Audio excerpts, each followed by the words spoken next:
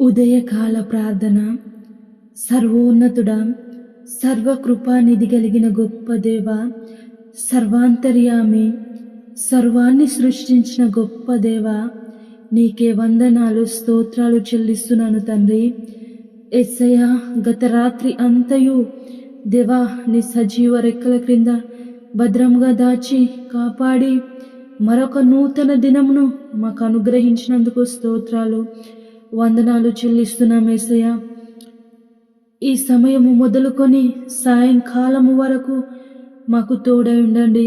మా కుటుంబం చుట్టూ, మా బిడ్డల చుట్టూ ప్రత్యేక దేవదూతల సైన్యంని కంచెగా ఉంచండి యేసయ్యా. మేము చేసే పనుల్లో, ప్రయత్నాల్లో, ప్రతి విషయంలో మాకు తోడై మాకంటే ముందుండి మమ్మల్ని నడిపించండి తండ్రి. మహోన్నతమైన గొప్ప దేవా, సామెతలు 10వ అధ్యాయము 12వ వచనం ద్వారా మాతో మాట్లాడుచున్నారు.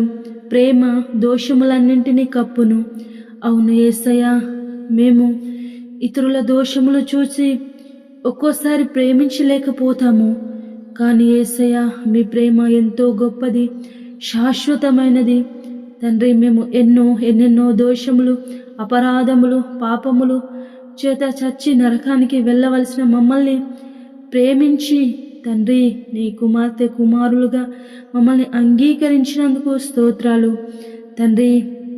దేవా, నీలాంటి ప్రేమికుడు ఈ లోకంలో ఏ ఒక్కరును దొరకరు. ఎంతగా ప్రేమించావంటే యేసయ్యా, మిమ్మల్ని మీరే శిల్వ మరణముకు అప్పగించుకునే అంతగా మమ్మల్ని ప్రేమించారు తండ్రి. మాకు మార్గదర్శకంగా మాకు రక్షణను కల్పించిన గొప్ప దేవుడవుగా ఉన్నందుకు స్తోత్రాలు వందనాలు చెల్లిస్తున్నాను యేసయ్యా. దేవా, ఈ ప్రార్థనలో ఏకీభవించిన ప్రతి ఒక్కరిని పేరు పేరున జ్ఞాపకం చేసుకోండి. వారికి కావలసిన సమాధానము, సంతోషము, నెమ్మది మీ నామంలో దయచేయండి తండ్రి.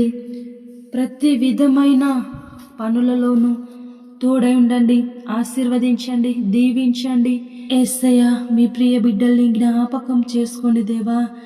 ఎంతమంది అయితే అనారోగ్యంతో ఉన్నారో, దీర్ఘకాలిక రోగాలు తండ్రి, డాక్టర్ల చేత నయము కాని రోగాల చేత ఉన్న ప్రతి ఒక్కరిని అరికాళ్ళు మొదలుకొని నడినెత్తి వరకు వారిలో ఉన్న ప్రతి బలహీనతను, ప్రతి రోగమును మీ నామములో ముట్టి స్వస్థపరచండి, బాగు చేయండి తండ్రి. గొప్ప దేవా, నీకే వందనాలు చెల్లిస్తున్న. ఆర్థిక ఇబ్బందులు, అపబాధల్లో ఉన్న ప్రతి ఒక్కరిని జ్ఞాపకం చేసుకోండి, సహాయము చేయండి తండ్రి. దేవా, అలాగే యేసయ్య, కుటుంబాల మధ్య, భార్యాభర్తల మధ్య గొడవలు, కలహాలతో ఉన్న ప్రతి కుటుంబాన్ని జ్ఞాపకం చేసుకోండి తండ్రి. వారు చేస్తున్న తప్పేంటో గ్రహించి క్షమించుకొని ఒకరినొకరు ప్రేమించుకునే మంచి మనసును వారికి దయచేయమని ప్రార్థిస్తున్నాను తండ్రి.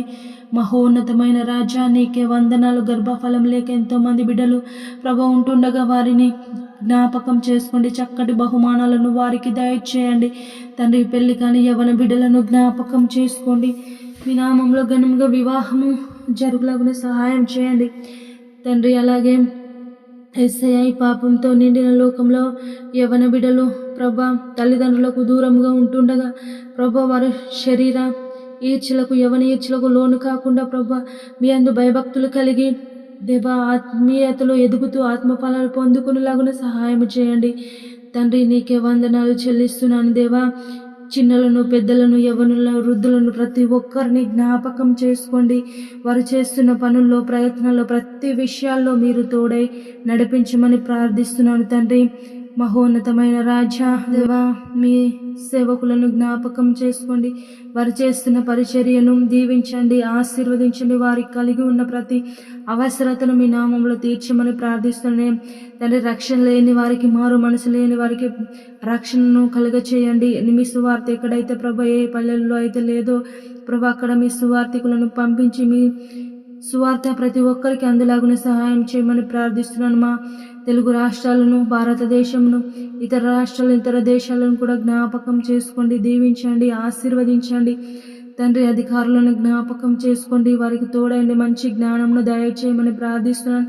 అలాగే ఆరోగ్య విషయంలో మీరు తోడై ఉండి నడిపించమని తండ్రి. ఈ దినం అంతయు మాకు తోడై ఉండమని, సాయంకాలం వరకు మీరే మా ప్రతి విషయంలో అధ్యక్షత వహించమని పరిశుద్ధుడు నజరేయుడైన యేసయ్య నామములో మమ్మల్ని మేము నీ పాదాల చెంత సమర్పించుకొని ప్రార్థించి అడిగి వేడుకుంటున్నాము మా ప్రియ పరలోకపు తండ్రి. ఆమేన్.